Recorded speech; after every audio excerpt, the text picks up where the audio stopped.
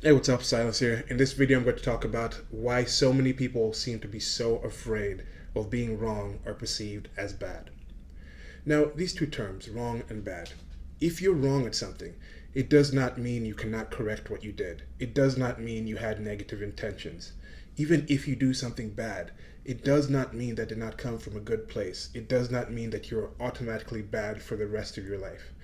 Yet, if you raise kids in an environment where nobody ever tells them, yeah, that was wrong, you should stop that, or somebody says, yeah, that was bad, maybe you should try something else, it gets to the point where that kid can start thinking, okay, if I failed at this, I played this sport and I'm horrible at it, because kids are very intuitive and I think they can tell. People can tell, am I good at something, am I not?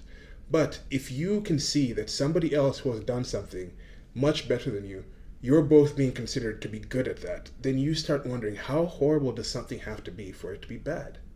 If you do something wrong, or if you're wrong at something, and you see something that makes much more sense, that fits much more to the solution of that problem, of that issue, of that question, yet you're both being told, yeah, you're both right in your own ways, then you think, how off do I have to be for something to be wrong?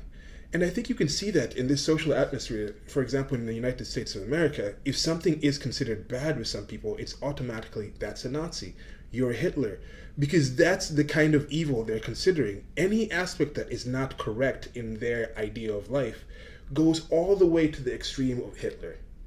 You can do something wrong without being Hitler. But the fact that this is such a taboo topic, this is something that you never ever mention, somebody being bad or wrong, it gets to the point where I think people are just deathly afraid of that. People think, if I'm ever wrong, if I'm ever bad, everyone will leave me. It'll be the worst thing possible. I will never have anyone to support me. I will never have friends. I will never have parents. My job will be gone. So there's this general fear of being wrong. And it doesn't come from a bad place, because I think society does work better when you have that shaming culture, when you have people policing what's right and wrong in their societies, that works best in the cultures, in the areas that they're in. Then you don't need this external force to actually do that, to actually protect you from these people, because they're raised and they start learning what's correct and what's wrong, what's bad, what's good, what's positive in that environment, and the people start gravitating to the areas that they fit in, that their strengths work towards.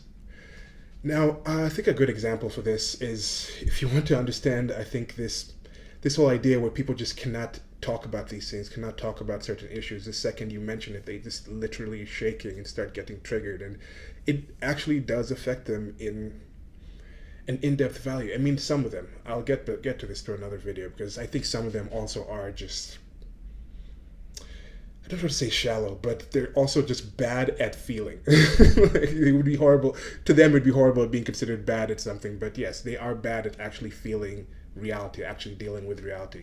But speaking of not dealing with reality, take this example of something like with the Harry Potter series by J.K. Rowling.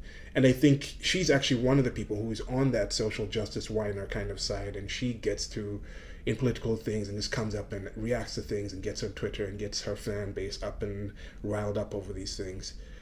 And there's a character in the Harry Potter universe called Voldemort. He's supposedly the most evil character in there, and you're not supposed to speak his name. They have this thing just in general, Christian societies don't say the name of the devil, or you call the devil upon you. And that's the thing. You cannot mention something that's bad. You cannot mention the wrong, because when you do that, it's going to call that wrong upon you. You're going to be visited by those devils. You're going to be that evil person. It becomes a complete taboo situation to ever be perceived as the person that's in the wrong. So I think that's a horrible thing. I think we definitely need to stop that. I mean, if you're doing that to kids, if you're doing that to your friends, that's another thing. If you're doing that to your friends, I don't really consider them friends. It's a little of a sidebar.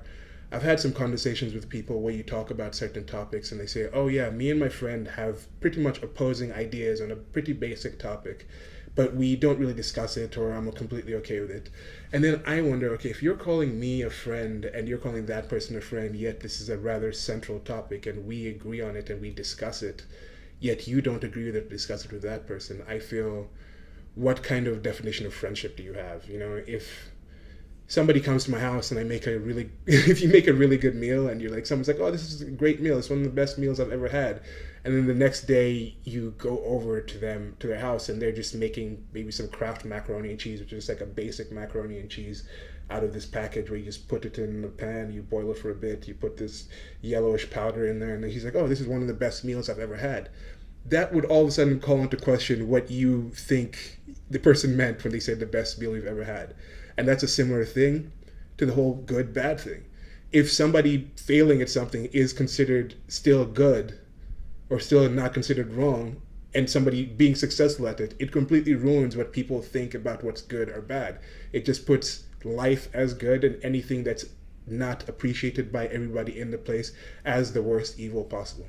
So think about that. Think about in your life, how often do you speak to friends and people around you about actual serious topics and actual in-depth topics that you really care about? And if you have certain things you disagree on, how often do you try to understand where they're coming from and maybe they could change your mind or something, or have an opinion or have a point of view that you haven't seen, to actually build that friendship, build that relationship on actual something solid? And then how much in your life were you allowed to be wrong? How much did you experience growing up being wrong and coming out of that?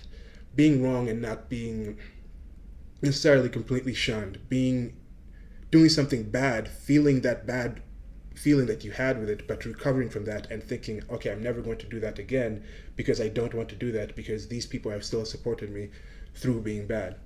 So yeah, that's the thing. I think a lot of these people out there in the streets, these Antifa type people, even people on the other side, some of the more extreme people on the right, they have that same thing where it's this, you have to have this constant validation from the people around you. You have to toe the line. You can't step out of line. Otherwise, it's going to be game over. I think it's a very unhealthy type of situation. Let me know what you guys think. Till next video, like, share, and subscribe. Goodbye.